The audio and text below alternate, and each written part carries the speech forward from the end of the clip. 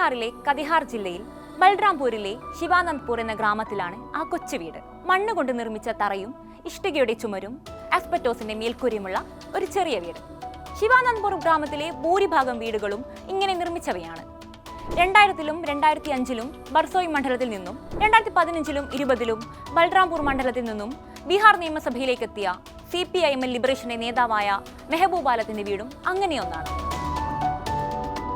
CPIML ലിബറേഷന്റെ Bihar സംസ്ഥാന committee അംഗവും കേന്ദ്ര കമ്മിറ്റി അംഗവുമാണ് മെഹബൂബ് ആലം. ജനങ്ങളോട് അടുത്തിടപഴകുന്ന കർഷകനായ രാഷ്ട്രീയ നേതാവ്. ആരാണ് മെഹബൂബ് ആലം എന്ന ചോദ്യത്തിന് ലളിതമായി ഇങ്ങനെ ഉത്തരം പറയാം.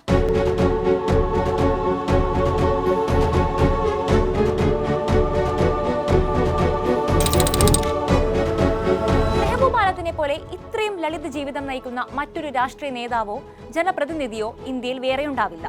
2 നേരം പോലും ഭക്ഷണം കഴിക്കാനില്ലാത്ത ഗ്രാമീണ ജനതയുടെ ദുരിതം തീരുന്നതുവരെ താനും ഇങ്ങനെയൊക്കെ ജീവിക്കുമെന്നാണ് ലളിത ജീവിതത്തെക്കുറിച്ചുള്ള ചോദ്യങ്ങൾക്ക് മെഹബൂബ് ആലത്തിന്റെ മറുപടി.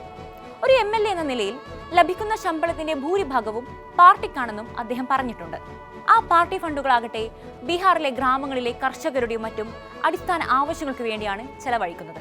അങ്ങനെ നോക്കുമ്പോൾ തന്റെ വരുമാനത്തിന്റെ വലിയൊരു ഭാഗവും ബീഹാറിലെ സാധാരണ ജനങ്ങൾക്ക് വേണ്ടി മാറ്റിവെച്ച് ഇന്നും ലളിത ജീവിതം നയിക്കുകയാണ് ആ കമ്മ്യൂണിസ്റ്റ് നേതാവ്.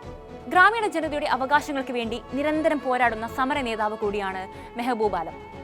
ഗ്രാമങ്ങളിലെ കർഷകരുടെയും അതിദരിദ്രരായ ജനങ്ങളുടെയും അവകാശങ്ങൾക്ക് വേണ്ടിയാണ് അദ്ദേഹത്തിന്റെ പ്രവർത്തനങ്ങൾ. ഈ പോരാട്ടങ്ങളുടെ ഫലമായി നിരവധി കേസുകളും അദ്ദേഹത്തിന്റെ പേരിലുണ്ട്. പക്ഷേ അതുകൊണ്ടൊന്നും തന്നെ തളർത്താനാകില്ലെന്ന് മെഹബൂബ് ആലം ഓരോ ദിവസവും തെളിയിക്കുന്നുണ്ട്. അനീതി അനുഭവിക്കുന്നവർക്ക് സ്വയം പ്രതിരോധം തീർക്കാൻ ഭരണഘടന അവകാശം നൽകുന്നുണ്ടെന്നും കെട്ടിച്ചമച്ച ഈ കേസുകൾക്ക് അതിനെ തകർക്കാനാകില്ലെന്നുമുള്ള ശക്തമായ മറുപടിയും അദ്ദേഹം നൽകുന്നുണ്ട്. 1980-കളിലാണ് മെഹബൂബ് ആലം തന്റെ രാഷ്ട്രീയ ജീവിതം ആരംഭിക്കുന്നത്. തുടർന്ന് ഇങ്ങോട്ട് ബീഹാറിലെ അതിദരിദ്രരായ ഗ്രാമീണ ജനതയുടെ അടിസ്ഥാന ആവശ്യങ്ങൾക്കായി ആ ജീവിതം മാറ്റിവെച്ചു. 1985-ൽ ബർസോയ് മണ്ഡലത്തിൽ നിന്നും ആദ്യമായി തെരഞ്ഞെടുപ്പ് ഗോതയിലേക്ക് ഇറങ്ങി.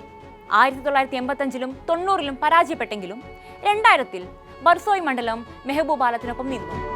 2005-ലും ബർസോയ് മണ്ഡലത്തിലെ MLA ആയി മെഹബൂബ് ആലം തെരഞ്ഞെടുക്കപ്പെട്ടു. 2009-ലും 2014-ലും ലോക്സഭയിലേക്കും 2010-ൽ നിയമസഭയിലേക്കും മത്സരിച്ചെങ്കിലും പരാജയപ്പെട്ടു.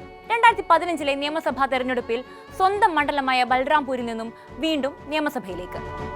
2015 മുതലുള്ള ബൽറാംപൂരിലെ 5 വർഷത്തെ സേവനം 2020-ൽ ബീഹാറിലെ ഏറ്റവും വലിയ ഭൂരിപക്ഷത്തിൽ അദ്ദേഹത്തെ വിജയിപ്പിച്ചു. 53,597 വോട്ടുകളുടെ ഭൂരിപക്ഷത്തിനായിരുന്നു 2020-ൽ മെഹബൂബ് ആലം നിയമസഭയിലെത്തിയത്. ബീഹാറിലെ ജനങ്ങൾ ഭൂമിയുടെ അവകാശത്തിന് വേണ്ടിയും ജാതിയുടെയും മതത്തിന്റെയും പേരിലുള്ള വിവേചനങ്ങൾക്കെതിരെയും നടത്തിയ പോരാട്ടങ്ങൾക്കൊപ്പം എപ്പോഴും മെഹബൂബ് ആലം എന്ന സഖാവ് കൂടെയുണ്ടായിരുന്നു. ഭരണകൂടത്തെയും സാമൂഹിക ശ്രേണിയിലെ ഉന്നതരെയും നിരന്തരം ചോദ്യം ചെയ്തിരുന്ന മെഹബൂബ് ആലത്തെ ഏതു വിധേയനെയും ഒതുക്കാനുള്ള ശ്രമങ്ങളും ബീഹാറിൽ നടന്നിരുന്നു. 1994 മുതൽ ഇങ്ങോട്ട് നിരവധി തവണയാണ് അദ്ദേഹം ജയിൽ ശിക്ഷ അനുഭവിച്ചത്. കൊലപാതക കുറ്റമടക്കമുള്ള ക്രിമിനൽ വകുപ്പുകളും ഇതിലുൾപ്പെടും.